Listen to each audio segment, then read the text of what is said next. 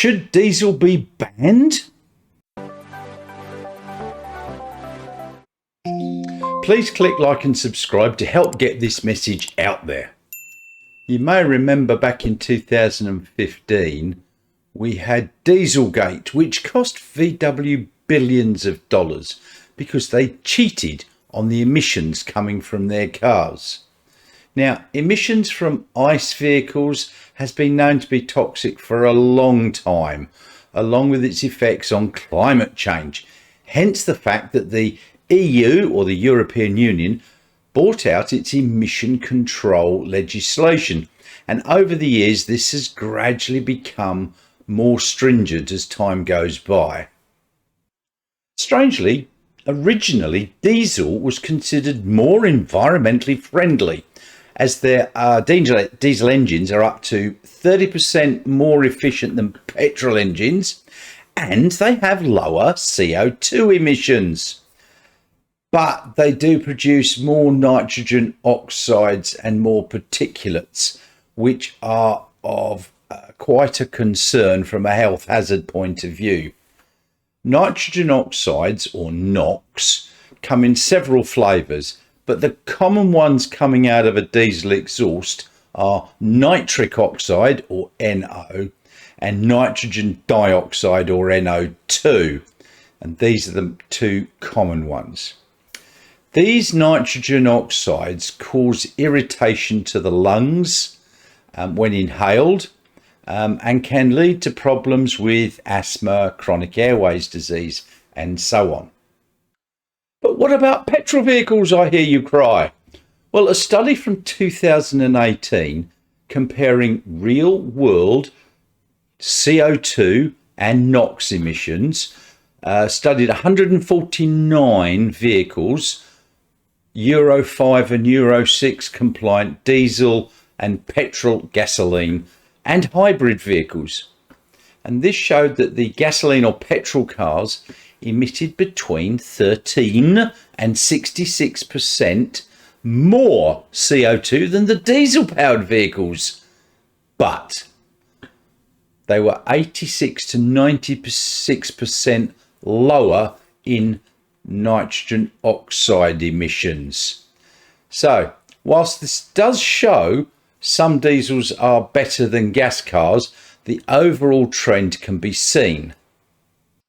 Particulates or particulate matter are of particular interest when it comes to health matters.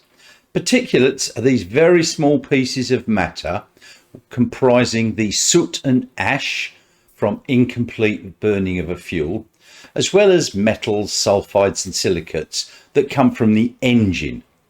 And they're classified according to size. And the common ones are referred to as PM 2.5 and PM 10, where PM stands for particulate matter and the number following refers to their size. So PM 2.5 is particulate matter with a maximum size of 2.5 micrometers. Now, a micrometer is 1/1,000,000th of a meter. And PM10 obviously refers to a size up to 10 micrometers or smaller, which by definition also includes the PM 2.5. So just for comparison, a human hair is about 100 micrometers in diameter. Diesel engines can produce up to 100 times more particulate matter than petrol or gasoline cars. Particulate matter has been classified as a Group 1 carcinogen by the World Health Organization, meaning it causes cancer. And the reference for this is from the International Agency for Research on Cancer. And also, according to the National Pollutant Inventory in Australia, there are some serious health concerns with particulate matter. And they've concluded there are no safe levels. PM10 particles are drawn into the body by inhalation, and they'll affect the lungs directly, but they can be absorbed into the blood. But they'll also get deposited in the mouth, the nose, throat, and they can be ingested. The smaller particles, PM2.5, not only are readily absorbed into the blood, but they can make it to anywhere in the body. And that includes crossing the protective blood-brain barrier. So they get into the brain tissue. And according to the World Health Organization, particulate matter can cause an increased risk of strokes, heart disease, lung cancer, and chronic and acute respiratory diseases, amongst many. It can affect every organ in the body. Whilst there are recommendations for PM10 and PM2.5 limits, the actual levels found in developed places like cities is much higher. The website IQ Air shows the air quality around the world. So here's that website showing the air pollutant levels. As you see right through here, it's red, unhealthy. And it's of interest to note that there are several places here that are high in pollutants that don't have much in the way of vehicles to cause it.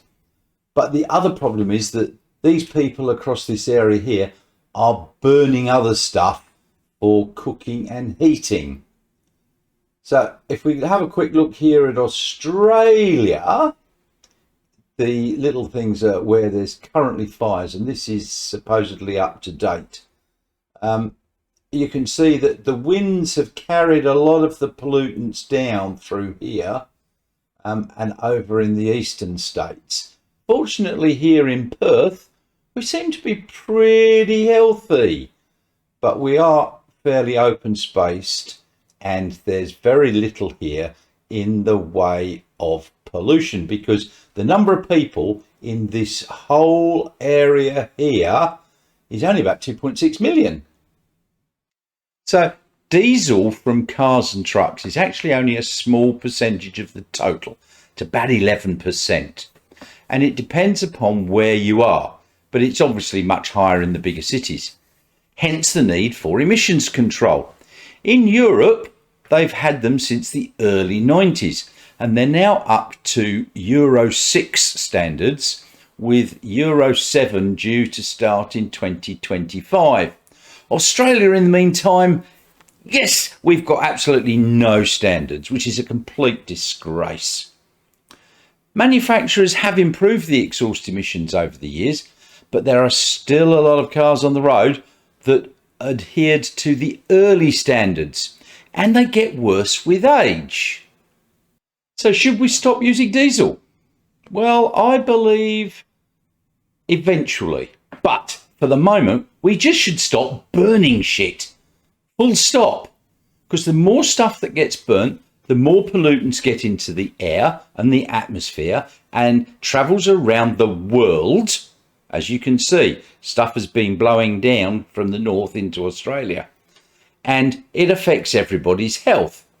This is why we need to remove burning this dino juice and move on to more sustainable sources such as solar, wind, wave power, and a variety of storage options such as batteries and pumped hydro.